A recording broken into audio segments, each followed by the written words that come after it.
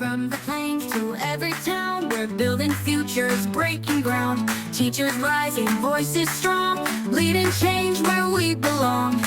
It's about the hearts we raise, lighting up the brighter days. Kansas leads, we stand together, stronger now than ever, ever. Learning, growing, planting seeds, shaping tomorrow. Kansas leads. Tomorrow, Kansas leads. All right. Hello, listeners. Welcome to season 2, episode 3 of Leeds Lounge. Still sponsored by nobody, if anybody would like to step up. Today, we have an amazing guest who's also one of our keynotes for Leeds Lounge, or for the Leeds Conference coming up here next month. She is a passionate educator, a dynamic leader, and the 2022 North Carolina State Teacher of the Year. She taught English in Greensboro, where her classes were a space not just for standards, but were a launch pad for empathy, global awareness, and student voices. She holds an Associate's of Arts from Davidson County Community College, a Bachelor's in English Education from UNC Greensboro, and a Master's in English Leadership and Education Leadership from Queen's University in Charlotte. She serves on state education commissions, advises the NC State Board of Education, and is a multi-award winning teacher, including the very rare honor of being the not one, not two, but the 3-time Dancing with the Faculty champion. Woo! She is also a wife, a mother of 3, a karaoke queen, a roller skating enthusiast who uses social media to uplift and empower educators with her ideas featured in national and international outlets. Please welcome to Leeds Lounge someone far more Googleable than me or Dwayne. We are definitely not worthy of your presence. So, wow, what a resume. Where Wow, did and you you get got all of- roller skating? That's so good. I mean, I love a roller skate. That's so specific. Google is in my brain right now. Wake Forest University School of Professional Studies. You have a whole biography on there. I love this. So there you go. Wow. It's good. That's good. Yeah. Hi, everybody. Thank you for having me. I love Kansas, and I'm so happy to be here. I'm so grateful for this opportunity to connect with you all. Man, I'm already feeling the joy, I'm already there. absolutely. Can you feel the joy tonight? Listen, I will tell you, yes, state teacher of the year, but literally 3-time Dancing with the Faculty champion. That's like my real joy. Like, I'm not even kidding. That was a fierce competition. See, and Leah, and I will say before Jordan brings it up and I was just going to. I knew you were. I knew it. I am our district's 5-time cannoli eating champion. I was recently dethroned by our high school football coach, who is a massive human being, but I've got a 350 some days of training to do before I get my title back. Is this an annual event? Oh, yes. It is a huge fundraising event. The district that I teach at, it was the area, the town was founded by Italian immigrants. Let's go. We have a huge Italian heritage, so that we have a Festa Italiana every year, and it raises a lot of money for our students and our staff. So, but it's the biggest draw is our cannoli eating competition, and I'm not a large person, so I have the ability to sneak in and surprise a lot of people, but not this year. What, how many? Wait, let me guess. Like 53. Oh, no. It's within a certain time limit. Okay. There's 8 of them within a 2-minute time limit, but I always say I don't need the full 2 minutes. I usually eat mine and then I'm eating 1 or 2 off of the person's plate next to me. So, but I underestimated my competition for sure. This is the holy cannoli. That's all I can say. Holy Yes, cannoli. It's just so good. So Oh, that is one thing that brings me joy every year. Yeah. So segueing into the theme, overall theme for our conference is bringing the joy back into the classroom and bringing it back into the lives of our amazing educator friends. And because we know that there's a lot of bad news, there's a lot of negativity out there, regardless of where you look. So our overall theme is we're going to bring that joy back. So we're totally excited to have you as part of this. So we want to thank you for taking the time to visit with us tonight. I'm just so excited. And you're right. This is the right moment for joy. This is exactly what we all need. And I'm just so excited to share a little bit of it with you all. Kansas is full of joy, Absolutely. cannolis and all the things. You're what you're maybe small in stature, but you make up for it in heart, sir. Make up for that in heart. All right, let's just, jump in here. What inspired you to become a teacher? And then, even though you're not directly involved in the classroom now, what still inspires you and influences to do the good work every day? So when I was a kid, my family was a little bit unstable. My parents were divorced. My mom had 5 kids, all under the age of 10. My brothers were wild. I was the only girl, so I was perfect, of course. But really unstable. Lots of people in and out.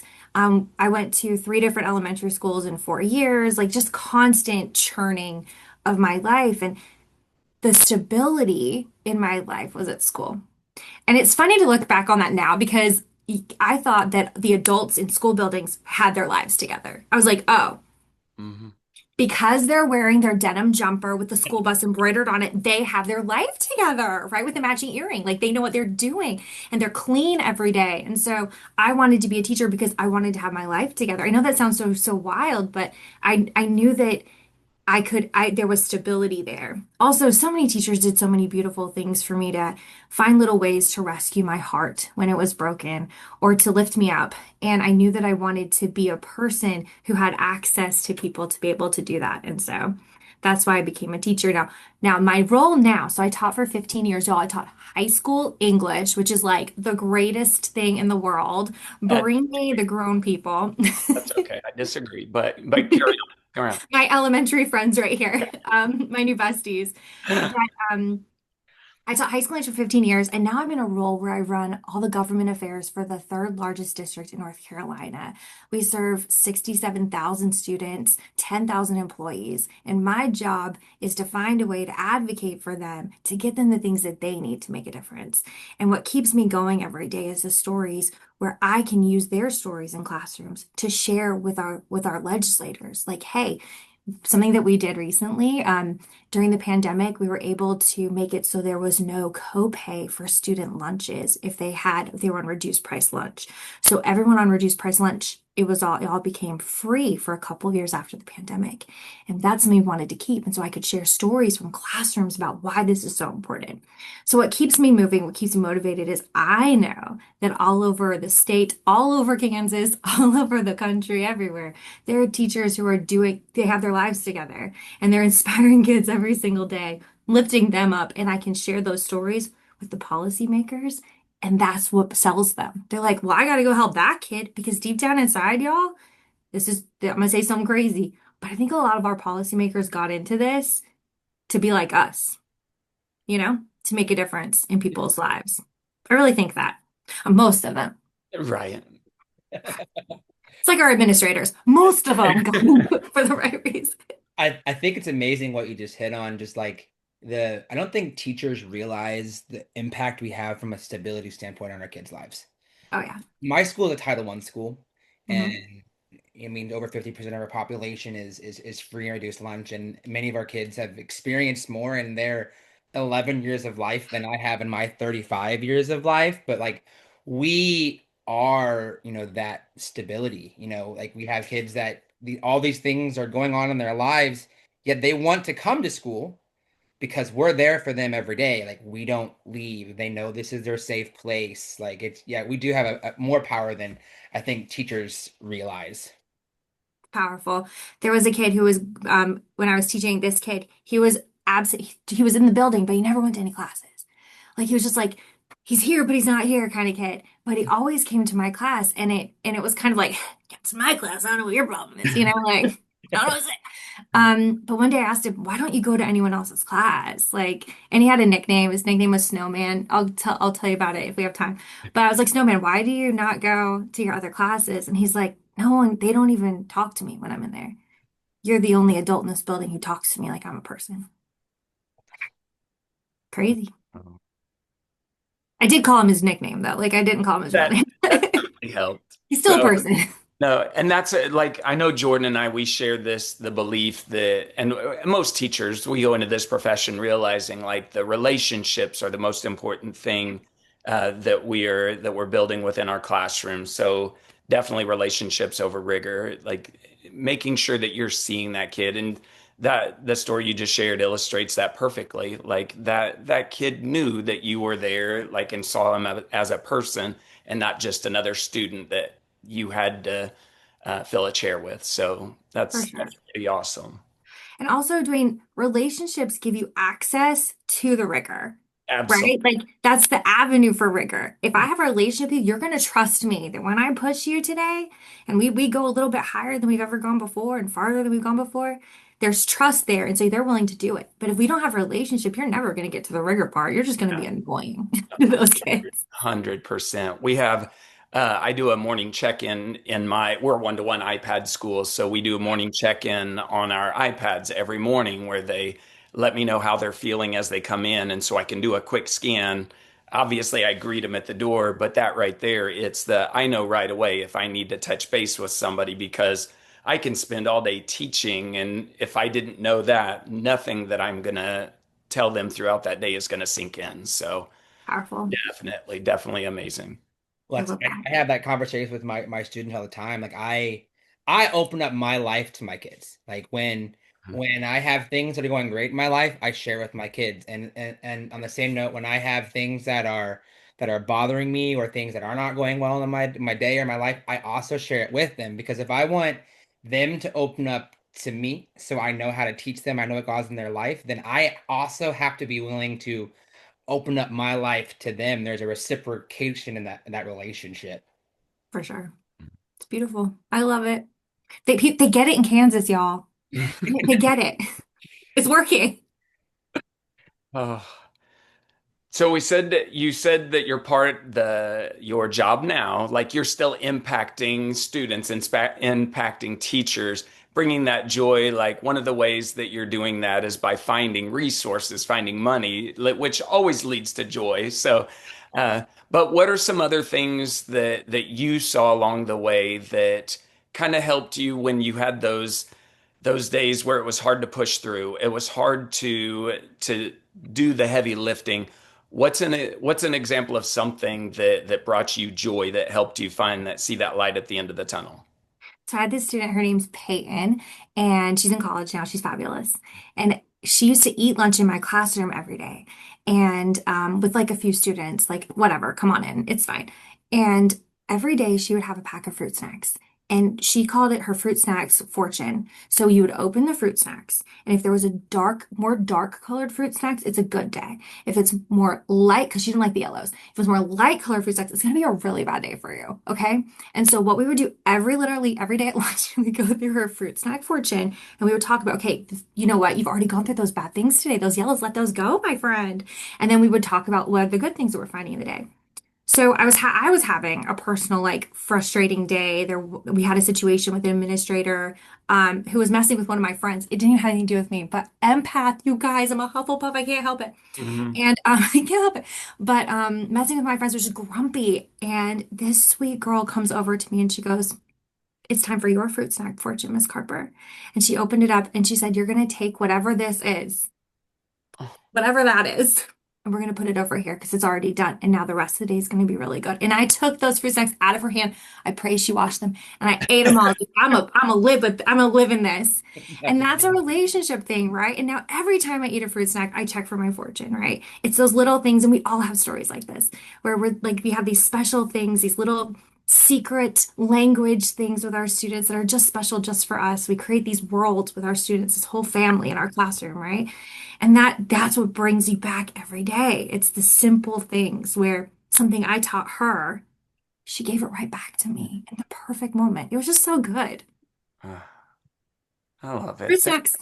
Thank you so much for sharing that. Thank you. Oh my goodness. Oh, I think so go ahead, Jordan.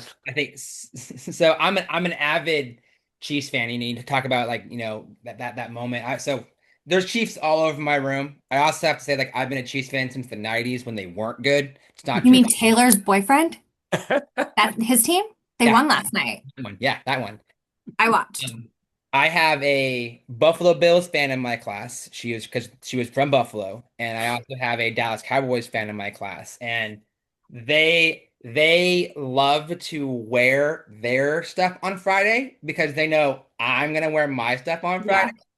But they also know, like I know that they know that I know they wear it because they want me to give them a hard time Oh yeah. gonna give It's me a okay. hard time. I'm gonna give them a hard time. And my answer to your question, Dwayne, is when you are having those moments when life doesn't just seems to be knocking you down over and over again, you got to lean on the kids. Like that's Yeah, you're there for them every day. Let them be there for you and like really lean into the weird. Like that's kind of one of my things too. Like just do the weird thing. It dude, it's where the memories come. It's where the fun happens. So And that's the thing I love most about teaching kindergarten is because of the weird. naivety, the weird, the innocence, the brutal honesty, the like it's that's what brings me the joy every single day. So when I'm having a tough day, it's like they could say the silliest thing, the funniest thing, and it just reminds me of why I went into the profession that I did. So it's like promise. there are way Um, more like there are hard days. I mean, it's like that with any profession, but I pray that every teacher has the same joy, the same opportunity to that I do because I'm blessed to work in an amazing district with incredibly supportive families. It's a small community. I love it that I teach in it's one building, pre-K all the way through 12th grade. So very cool. I've been teaching now for 23 years. So I have kids last year was the first time I had a kid of a kid that I had in Canada. Yeah. I love it. I Oh. love it. So, but no, it's still having those connections and the when you say like lean on the kids, lean on the families too. Parents want they want to know that the teacher has their child's best interests at heart, and once they know that you do, I mean, there's nothing that you can't do together. Absolutely. You should also know the weird comments and things. High school's the same way. They're just taller. I Yeah. promise. They're just taller. They're all just kids. And I think some of that once they warm up to you, once they get to you, then it's but yeah, kindergarten day one, they walk in, they don't care. There's They no just love you. I yeah, yeah. love that. You say like high school the same way as elementary. So like I was an RA in college too, right? So I was in charge of for multiple years of a floor of freshman boys. I use in charge loosely because they are freshman boys in college and they really do whatever they want. Um, but I can draw so many parallels to like a freshman in college to a fifth grader that's 13 years old. Like just the what you deal with and how they act. It's more extreme the older they get, but it's the same stuff that we deal with on a regular basis is what I dealt with as an RA with freshmen in college. Love it. The skill set, it translates Yeah, beautifully. I there like you it. I go. like There it. you go. Let's Oh, see. Um, we talked about relationship over rigor, and that's totally important. A quote that is my life philosophy, that is my teaching philosophy. It's people don't care how much you know until they know how much you care. Like that is what I live by. However, the reality for us is we're not held to the relationships that we build with our students.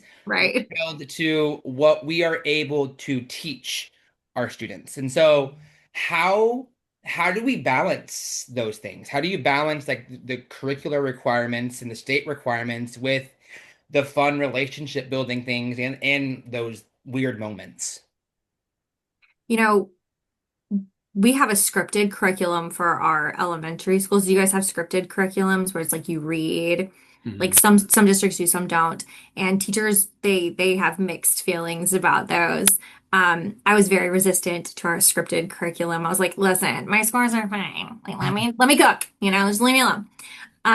And so I leaned heavily on figuring out what my students had interest in or what was going on in the world, and then pulling in that literature and teaching the skills through the literature, the lens of current events, of things that were going on, or things that they were learning in other classes. And when they heard that I was helping them with their World War II test by teaching FDR's Pearl Harbor speech, like they were like, wait, I was like, no, I'm on your side. Okay, let me help you. Okay. And it just became like an us versus the world kind of a concept, like all the time. Like, how can we, like, if they're mad about something going on in the school, like a dress code thing, like, oh, we're getting a new dress code, I'm furious. Like, leggings really are pants. Like, that was like a whole thing in the early aughts. And like, let's talk about our writing and how we can write letters about this and make this advocacy like work, and turning everything that's going on in their lives and Mary Poppinsing that crap, and changing it into a game of, okay, that's what you're interested in. Let's learn from this. English is so nice, y'all, because like it's just reading and writing. And so Mhm. I can find anything about anything and use it. Um, so to me, that's how I found the balance was I was given some flexibility because of the successes and the trust that I built with my district to be able to do that kind of a thing. But also when my students were learning about cells, we were writing about cell division. Mitosis is what it's called, by the way. I'm a genius. We didn't do anything with math. I'm not gonna lie to you about that.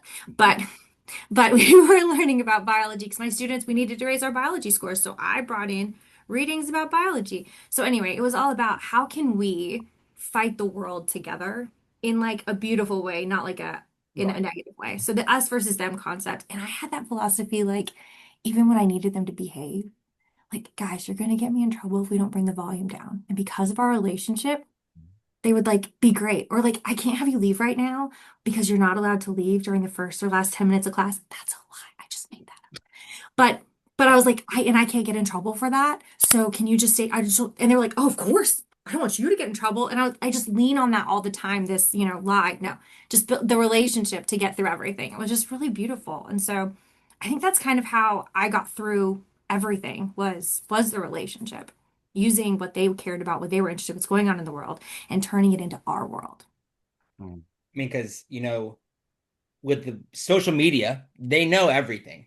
Oh yeah, for sure, for sure. And so you can't pretend that it doesn't exist and that it's part of their world. And I love that. How can you connect back to it? I think that it's the same way with like AI now. AI is a reality for our students. And so like I'm a big proponent of like I gotta teach them how to use it.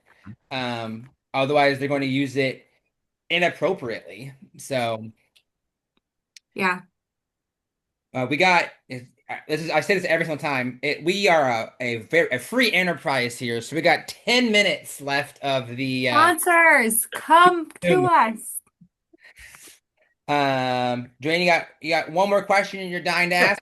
Yes. So, like part of the initiative that you're working on right now, I heard you mention something about teacher retention. Yeah. So that's something right now, like that, trying to keep that joy, what advice would you have to new teachers coming in to kind of motivate them to join our awesome profession, or retaining them in those vital years at the beginning where they're still unsure of which way they want to go? So, what advice would you give to either a new teacher or someone that is considering joining our profession?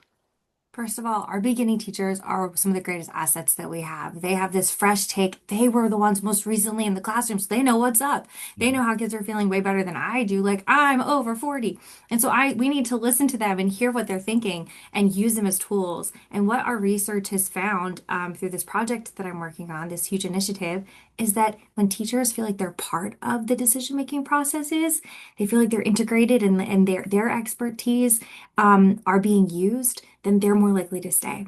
Something that I tell beginning teachers all the time is that you are an expert, you're a beginning expert, right? Like you're starting new and lean on the people around you. But be careful who you're leaning on because sometimes the people around you are the worst. They're awful. Find teachers who are like the one you want to be. What is your teaching persona? Hang out with that guy. Don't hang out with the other ones. Number two, do not take it personal when kids act their age. So many times they're like, is my classroom management terrible? No, dog, they're 15. Like That's what they're gonna do. that's what they do, right? So pick your battle and recognize that. I think a lot of times they think their classes have to be perfect, but the truth is that your class has to be yours. And that can look like whatever perfect looks like for you. So don't take it too personal when they're just being themselves. I, Um, you I have know? to remind myself of that a lot because, again, teaching kindergarten, I have extremely high expectations, which I know we all do. But Yeah. sometimes I do have to step back and remind myself they're only 5. Like, it's okay. It's okay. So, Yeah. They like some of them just turned 5. Like they right, are right. babies. And it's the same way with anyone, right? Any age. I think we expect kids to be adults and act like adults, and that's not fair to them. So let them be kids and shape them into the kind of people that you want them to be. And I think that that classroom management piece is really stressful for our beginning teachers. So let's lean on their expertise, hang out with people who you want to be like, and don't take it too personal when kids are acting their age. One of the things I always tell student teachers or practicum teachers, and he's like, when I left student teaching, I thought I was going to be the worst teacher in the world because my management is different. My class is messy. The way I handle it is messy, but it works for me and my kids do great things. But when you're student teaching or when you just start out teaching, you're trying to conform to the way you learned from somebody else Mm-hmm. that worked for them. That didn't work for me. You Yeah, gotta find your own way to manage your kids, and you can have a class on classroom management. You can't teach classroom management. You have to experience classroom management. that part. Figure out what works for you. That is so powerful. That and because it's different for everybody. And it's different on a year by year basis also because what works with one group of kids may not work the next year. So you have to be totally flexible. And I go one step farther. I'd even say it's a year by year. It's a student by student basis. Like that's why I tell people it's like what works for 15 of your kids doesn't work for these 4 kids, and these 4 kids each have their own way of managing and their own way. I explain it to some people like, there's the way I want, there's the way they want. And there's somewhat like some students are all the way over here every time, and some students want to live over here. And so you got to find the middle. Like Mm. this is where we coexist. It's not exactly what I want, not exactly what you want, but work's going to get done, and we're going to find that line. Something that a lot of we always talk about is relationships, and our teachers, beginning teacher, are often like, "How do I build a relationship? What do I like?" Okay, yeah, I get it, but like, how, right? Like, what's the sauce? And something that I tell them all the time is they're sizing you up and building a relationship with you long before you're building it with them. They're watching everything you're doing. These first few weeks are so important. The way you treat the kid who came to class late, the way that you treat the kid who turned in the assignment late, if they're thinking in their head, that's how that teacher is going to treat me. They're building that relationship with you. So model the way you want to be seen and the relationship type of relationship you want to have early, and that will take you so so so far. It's beautiful. All right. Let's hit on a few key points coming up for our next conference. I'm so excited. We're going to Kansas. Yeah, Oh. we are. Well, we are always in Kansas. You are coming to Kansas. I'm coming to Kansas. You're Let's not going to want to leave. I'm letting you know that right now. So, I will tell you, Dwayne has a really nice couch. So if you feel like staying, Dwayne has a real nice couch. I've been there. Let's talk about Friday nights. Friday night, we are checking in at 4:30. Mhm. The meal starts at 5:30, and we are going to have an exquisite taco bar by Carlos O'Kelly's on Friday night.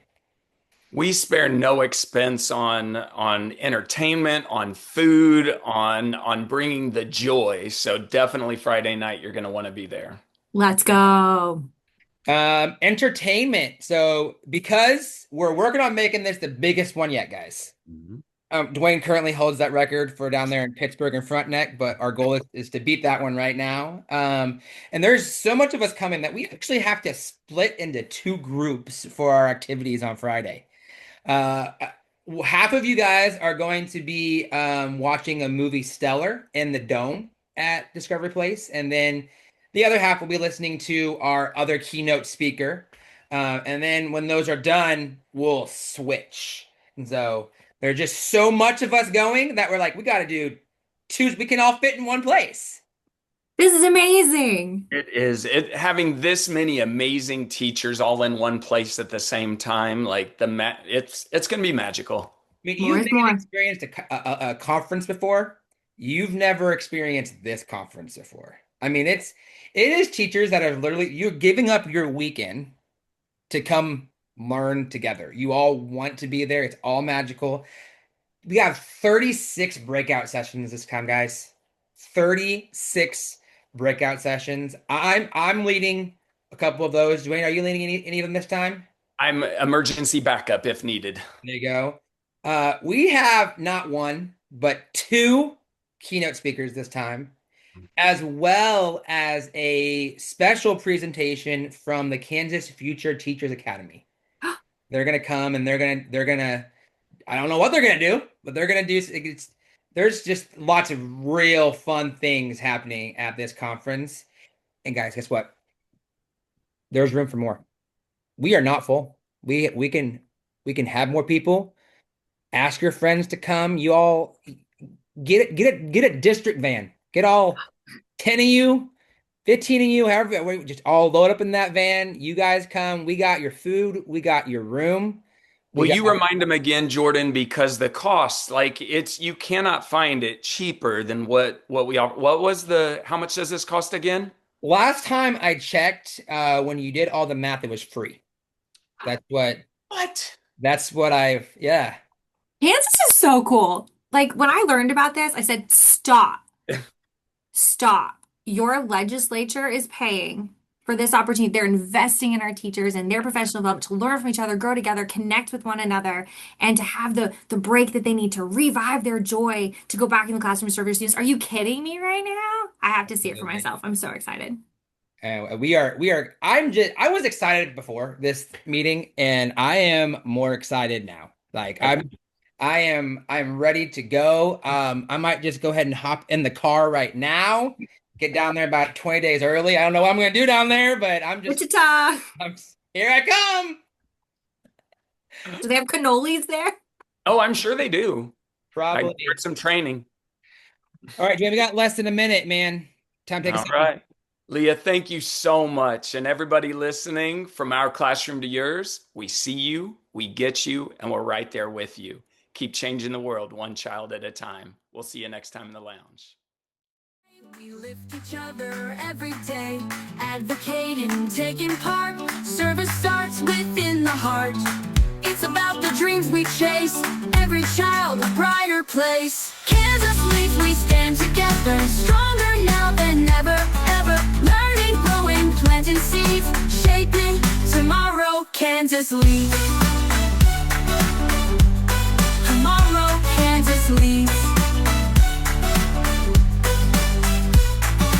Leadership in every hand, voices rising across the land. Side by side, we'll meet the need.